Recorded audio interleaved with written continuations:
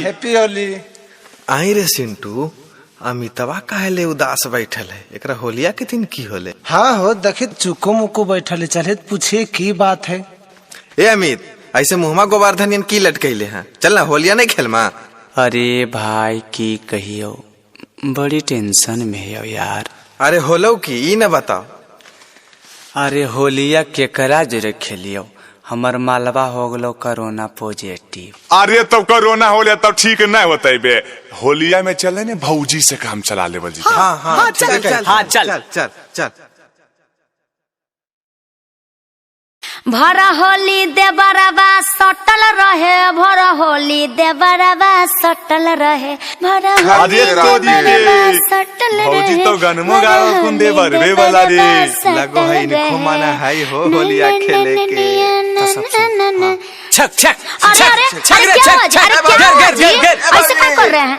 देखिए आप लोग तंग मत कीजिए, अभी हम नहा धोआ के बैठे हैं, फिर आप लोग रंग डालने आ गए। ज्यादा धधाइए मत, सुनिए। चला जा हो यही जैसे लेके पीछा करिए, डाले नहीं देबो रंगवा भींग जाता सड़िया। जानो थिन तोर भैया गरिया देखथिन बहिन लगाए के।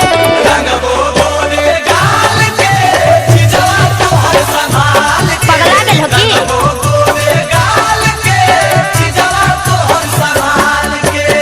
भौजी हम लोग काफी एक उम्मीद है। अच्छा। उम्मीद पे पूरा दुनिया है। अजी तो क्या हो गया, आपकी गर्लफ्रेंड है ना, उन्हीं के साथ होली खेलिए। अजी भौजी का कहें ओकरा बारे में। हाँ। बहुत बुरा हाल है। अजी क्या हुआ? कहियो कि ओकर हाल के कोरोना हो गेलै माल के। की? लगबो गोरे गाल के, चिजवा तोहर संभाल के। अब आप ही बताइए भौजी, हम अपना जीवन को खतरा में डालें? हम रिस्क नहीं ले सकते हैं। हाँ तो हम अपना देह पर रिस्क ले ले, कहीं आपको भी हुआ होगा तो।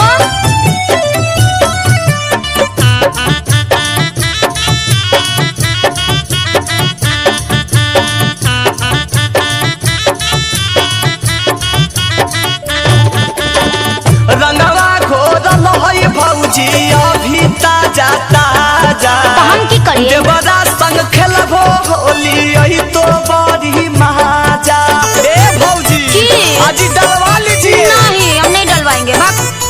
सुनिए ना, तो हनी के जानो ही आई बहुते होली लेके पीछा काड़ी सारी कर दे हो गीला। चल जा हो यही जैसे रंग हो करे गाल के। अजी क्या कर भौजी? अपना माल का गाल रंगे और क्या कर। आपको बता रहे हैं तो समझ में नहीं आ रहा है, फिर से गा के बताना पड़ेगा क्या? हाँ बताइए ना। रंगवाई के कर गाल के कोरोना हो गेलै माल के।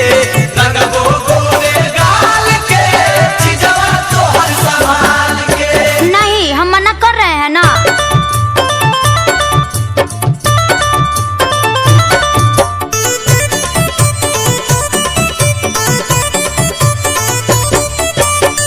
एक दिन लागी भौजी भैया के भूल जा, काहेला? लेके पिचकारी देबरे। अच्छा। साथे तू झूल जा।